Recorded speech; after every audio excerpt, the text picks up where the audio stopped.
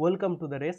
আজকে এই ভিডিওটা একটা ছোট্ট ডাউট ক্লিয়ারিং ভিডিও হতে চলেছে, যেখানে আমাদের কাছে বেশ কিছু ডাউটস আসছে যে ইমিউনিটি, টাইপস অফ ইমিউনিটিগুলো নিয়ে আপনাদের কিছু এখনও প্রবলেমস রয়েছে।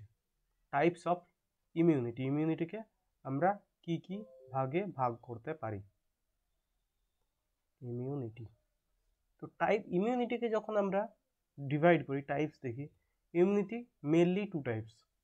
মেনলি ইমিউনিটি হচ্ছে টু টাইপস। এক হচ্ছে ইনেট ইমিউনিটি, যেখানে ইনেট ইমিউনিটি কোনটা? ইনেট হচ্ছে সহজাত অনাক্রম্যতন্ত্র, সমজাত অনাক্রম্যতা, অর্থাৎ আমাদের জন্ম থেকে আমাদের যে সমস্ত অনাক্রম্যতাগুলো রয়ে গেছে, যে অনাক্রম্যতাগুলো আমাদের জন্ম থেকেই রয়ে গেছে, তৈরি হয়ে এসেছে, সেই সমস্ত ইমিউনিটিগুলো হচ্ছে ইনেট ইমিউনিটি। সব থেকে বেশি ইম্পর্ট্যান্ট হচ্ছে ম্যাক্রোফাজ।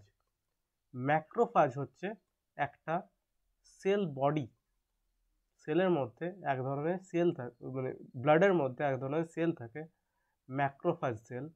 সেই ম্যাক্রোফাজ সেলগুলো কি করে, যে কোনো ব্যাকটেরিয়া বা ফাঙ্গাস যে কোনো কিছু ঢোকে, তখন সেই পুরো কোষটাকে, সেই পুরো ব্যাকটেরিয়াটাকে ফ্যাগোসাইটোসিস করে এবং খেয়ে ফেলে। তো এই সমস্ত ঘটনা যখন আমরা দেখব, এই সমস্ত অনাক্রম্যতা যখন দেখব, সেগুলো হচ্ছে সব ইনেট ইমিউনিটি।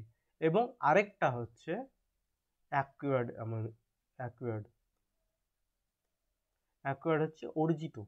যে সমস্ত অনাক্রম্যতা আমাদের অর্জন করতে হয়, বাইরের থেকে আমরা, পরিবেশ থেকে আমরা অর্জন করি, সেটা হতে পারে ভ্যাকসিনেশনের সাহায্যে, সেটা হতে পারে অন্য কোনো ব্যাকটেরিয়া বা ভাইরাস আমাদের অ্যাটাক করলো, তারপর সেই ভাইরাস বা ব্যাকটেরিয়ার বিরুদ্ধে আমাদের শরীরে অটোমেটিকলি অ্যান্টিবডি তৈরি করলো এবং সেগুলো মেমোরি সেলের মধ্যে মনে থাকলে, সেই সমস্ত বিষয়গুলো হচ্ছে অ্যাকুয়ার্ড ইমিউনিটি।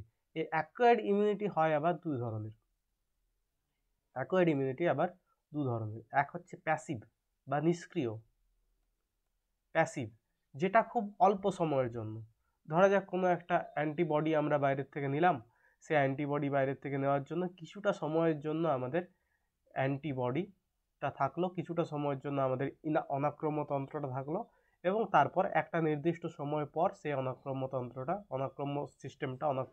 আমাদের চলে গেল। যেমন উদাহরণ দিতে পারি আমরা টিটেনাস টক্সয়েড, টিটি, যে আমরা টিটেনাস ভ্যাকসিন নিই, সেই টিটেনাস ভ্যাকসিনের মেয়াদ কত? 6 মাস, 6 মান্থ। এই 6 মাসের জন্য ইমিউনিটি আমাদের থাকে। এই ভ্যাকসিনটা আমাদের 6 মাসের ইমিউনিটি দিচ্ছে।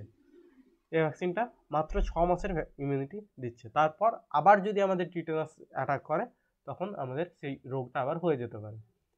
তো সেইটা হচ্ছে প্যাসিভ অ্যাকোয়ার্ড ইমিউনিটি। এবং আরেকটা হচ্ছে অ্যাক্টিভ, যেটা হচ্ছে সক্রিয় অর্জিত অনাক্রম্যতা।